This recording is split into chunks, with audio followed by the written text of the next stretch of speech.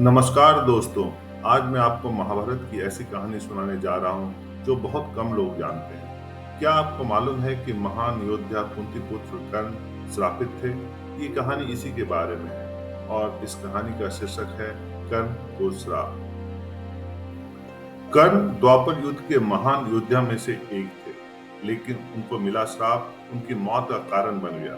कर्ण को उनके जीवन काल में दो श्राप मिले थे। उन्हें पहला श्राप उनके गुरु भगवान परशुराम ने दिया था, जबकि दूसरा श्राप एक ब्राह्मण ने दिया था।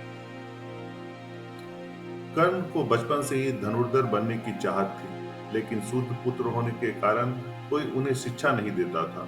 जब वह धनुर्विद्या सीखने के लिए गुरु द्रोणाचार्य के पास जाते हैं, तो वह भी कर्ण के शूद्र पुत्र होने के कारण उसे धनुर्विद्या देने से मना कर देते हैं। इससे कर्ण निराश होकर भगवान परशुराम के पास पहुंच जाते हैं, लेकिन भगवान परशुराम भी सिर्फ ब्राह्मणों को ही विद्या देते थे। अब कर्ण किसी भी तरह से धनुर्विद्या सीखना चाहता था, तो वह भगवान परशुराम से झूठ बोलता है कि वह ब्राह्मण है। भगवान परशुराम भी कर्ण को ब्राह्मण समझकर उसे शिक्षा देने लगते हैं।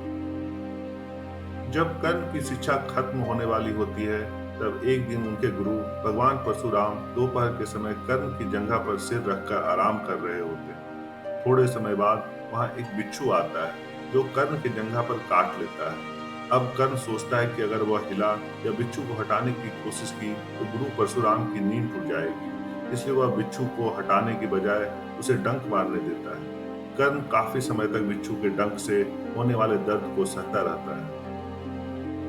फिर जब कुछ समय बाद गुरु परशुराम नींद से उठते हैं, तो वह देखते हैं कि कर्ण के जांघ से खून बह रहा है। यह देखकर भगवान परशुराम गुस्से में कहते हैं, इतनी सहनशीलता सिर्फ किसी क्षत्रिय में ही हो सकती है।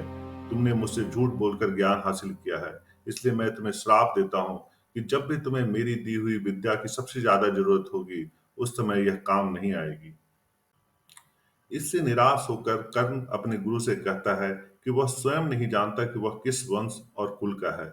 ऐसे में वह सारी बातें अपने गुरु परशुराम को बताते हैं। यह जानने के बाद भगवान परशुराम को श्राप देने का पछतावा होता है, लेकिन दिया हुआ श्राप वापस नहीं लिया जा सकता है। इसलिए वह अपना विजय धनुष कर्ण को वरदान के रूप में देते हैं। इसके बाद कर्ण भगवान परशुराम के आश्रम से विदा लेते हैं।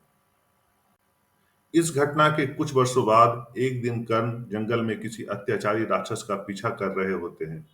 वह राक्षस को निशाना बनाते हुए उसे मारने के लिए अपना बाण चलाते हैं, लेकिन राक्षस अचानक गायब हो जाता है और बाण दलदल में फंसी एक गाय को लग जाता है। बाण लगने से गाय की वहीं मौत हो जाती है। उस गाय का स्वामी एक ब्राह्मण होता है, जो गाय की दुर्दशा देखकर कर्ण को वहीं पर श्राप दे देता है। श्राप में ब्राह्मण कहता है कि जिस तरह तुमने एक असहाय गाय को मारा है, ठीक उसी तरह की एक दिन तुम्हारी भी मृत्यु होगी। आगे चलकर इन दोनों श्राप का प्रभाव महाभारत के युद्ध में नजर आता है। युद्ध के दौरान कर्ण के रथ का पहिया दलदल में फंस जाता है। जब कर्ण उसे निकालने के लिए रथ से उतरता है, तभी अर्जुन बाण चला देता है, जिससे कर्ण की मृत्यु हो जाती है। अगर ये कहानी आपको अच्छी लगी, तो इसे कृपया लाइक एंड शेयर करें और इस चैनल को सब्सक्राइब करें। धन्यवाद।